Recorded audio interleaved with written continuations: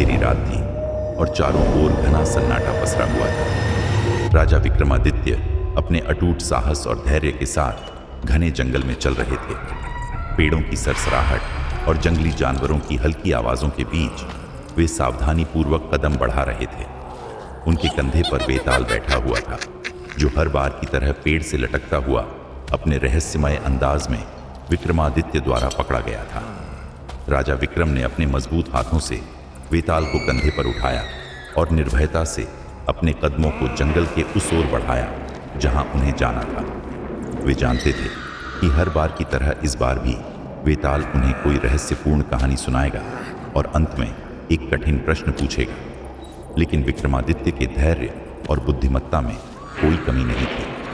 हर बार की तरह इस बार भी वह बिना रुके और बिना डरे वेताल को अपनी मंजिल तक ले जाने के लिए तैयार थे।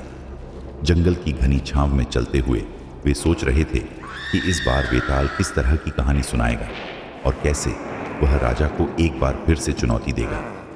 रास्ते भर वेताल अपने असामान्य हंसी के साथ चुपचाप बैठा रहा, लेकिन विक्रमादित्य उसकी चालों को अच्छे से समझते थे।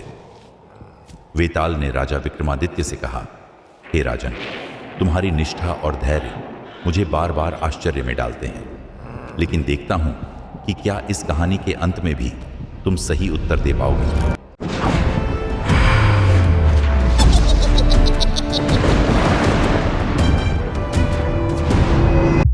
बहुत समय पहले एक राज्य में एक तपस्वी राजा का शासन था। वह अत्यंत धर्मात्मा और निस्वार्थ था। उसकी एकमात्र संतान एक सुंदर और गुणवान राजकुमारी थी। राजा अपनी पुत्री से अत्यंत प्रेम करता था, लेकिन उसने अपना संपूर्ण जीवन तप और त्याग में व्यतीत किया था। राजकुमारी भी अपने पिता के समान धर्म और त्याग में विश्वास रखती थी और उसने अपने जीवन को सेवा और भक्ति में समर्पित कर दिया था।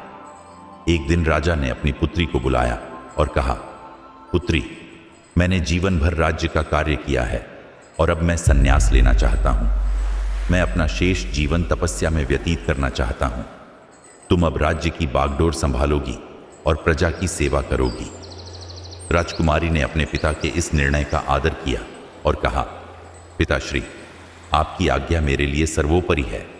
मैं आपकी इच्छा का सम्मान करती हूं और राज्य की सेवा करने के लिए तैयार हूं। राजा संन्यास के मार्ग पर चल पड़ा और अपनी पुत्री और प्रजा से विदा ले ली। राजा ने वचन लिया कि वह किसी भी परिस्थिति में वापस नहीं आएगा और एक तपस्वी का जीवन जिएगा। कुछ समय बाद कठिन साधना के कारण राजा की स्थिति दयनीय हो गई। यह बात राजकुमारी तक पहुंची और उसने अपने पिता की सेवा करने का निश्चय किया, लेकिन वह अपने वचन को याद करके उलझन में पड़ गई, क्योंकि राजा ने यह वचन लिया था कि वह किसी से सहायता नहीं लेगा। प्रेम और वचन के बीच फंसी राजकुमारी ने अंततः निश्चय किया कि वह किसी भी तरह अपने पिता की सेवा करेगी। उसने एक ब्राह्मण कन्या का वेश धारण किया और जंगल में अपने पिता के पास पहुंची। वहां उसने अज्ञात तपस्वी की भांति राजा की सेवा करनी शुरू की। राजा ने उस अज्ञात कन्या की सेवा को स्वीकार किया, परंतु उसे यह नहीं पता था कि वह उसकी अपनी पुत्री है। राजकुमारी प्रतिदिन अपने पिता को भोजन और जल प्रदान करती और उनकी सेवा करती। कुछ समय बाद राजा को यह समझ में आने लगा कि यह ब्राह्मण कन्या कोई साधारण नहीं है। उसने उससे पूछा, हे कन्या, तुम कौन हो और क्यों मेरी इतनी सेवा कर रही हो? क्या तुम मेरी सच्ची पहचान जानती हो? राजकुमारी ने विनम्रता पूर्वक उत्तर दिया, हे तपस्वी, मैं केवल आपकी सेवा करने आई हूं। मेरे लिए यह धर्म का कार्य है और मैं इसे अपने कर्तव्य के रूप में देखती हूं। राजा के बार बार पूछने पर अंततः राजकुमारी ने अपनी पहचान उजागर की और कहा, पिताश्री, मैं आपकी पुत्री हूं। आपके कठिन तप और त्याग को देखकर मैं यहां आपकी सेवा करने आई हूं। यह मेरा धर्म है कि मैं आपके अंतिम क्षणों तक आपकी सेवा करूं। राजा ने यह सुनकर कहा, पुत्री, तुमने मेरा आदेश और मेरा वचन तोड़ा है। मैंने तुमसे वादा लिया था कि मैं संन्यास का मार्ग अपनाते ही तुम्हारे जीवन से दूर हो जाऊंगा, लेकिन तुमने मेरे वचन का उल्लंघन किया है। तुम्हारा यह प्रेम मेरे धर्म के मार्ग में बाधा बन गया है। राजकुमारी ने उत्तर दिया, पिताश्री, धर्म का अर्थ केवल वचन का पालन करना नहीं है।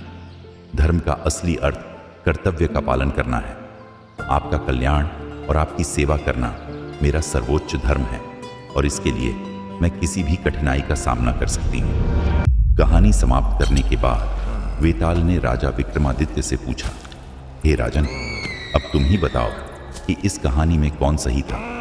क्या राजकुमारी ने अपने पिता की सेवा करके धर्म का पालन किया या राजा का संन्यास और वचन अधिक महत्वपूर्ण था? क्या धर्म का पालन प्रेम और कर्तव्य से बड़ा है या दोनों के बीच कोई संतुलन होना चाहिए? राजा विक्रमादित्य ने कुछ क्षण सोचा और फिर वेताल को उत्तर दिया, धर्म का वास्तविक अर्थ केवल नियमों का पालन करना नहीं है, यह प्रेम, कर्तव्य और करुणा का संतुलन भी है। राजकुमारी ने अपने पिता की सेवा कर यह सिद्ध किया कि धर्म के मार्ग पर चलने का अर्थ केवल वचनों का पालन करना नहीं, बल्कि उसके पीछे छिपे उद्देश्य को समझना और उसे निभाना भी है। जब प्रेम और कर्तव्य एक साथ आ जाते हैं तो व्यक्ति को वही करना चाहिए जो सही, न्यायपूर्ण और आवश्यक हो। राजकुमारी ने अपने पिता के प्रति कर्तव्य निभाने और उनकी सेवा करने का निर्णय लिया क्योंकि यह उसका धर्म था। तप और संन्यास के मार्ग पर चलने वाले राजा का वचन महत्वपूर्ण था, लेकिन एक पुत्री का कर्तव्य भी अनमोल है। किसी भी धर्म का मर्म यह सिखाता है कि जीवन में प्रेम और सेवा का स्थान सर्वोपरि है। इसलिए मैं मानता हूं कि राजकुमारी सही थी। उसने अपने पिता की सेवा करके प्रेम और कर्तव्य के माध्यम से धर्म का पालन किया। यदि राजा का तप और त्याग सत्य है तो वह अपने हृदय से अपनी पुत्री के इस कर्म को समझेगा। धर्म का पालन वचनों में नहीं बल्कि उसके सार और उद्देश्य में होता है। वेताल यह उत्तर सुनकर संतुष्ट हुआ क्योंकि विक्रमादित्य ने प्रेम, कर्तव्य और धर्म के बीच सच्चा संतुलन स्थापित किया। वेताल राजा विक्रमादित्य का यह उत्तर सुनकर संतुष्ट हुआ क्योंकि राजा ने प्रेम, मित्रता और त्याग के इस गहन प्रश्न को सच्ची बुद्धिमत्ता और विवेक से हल किया। जैसे ही राजा विक्रमादित्य ने अपने बुद्धिमान उत्तर के साथ उसका प्रश्न हल किया, वेताल अपनी कुटिल हंसी के साथ खिलखिला उठा। राजा के उत्तर से संतुष्ट लेकिन अपनी शर्तों के अनुसार वेताल ने कहा, राजन, तुमने फिर से मेरा प्रश्न हल कर दिया और अपने मौन को तोड़ा।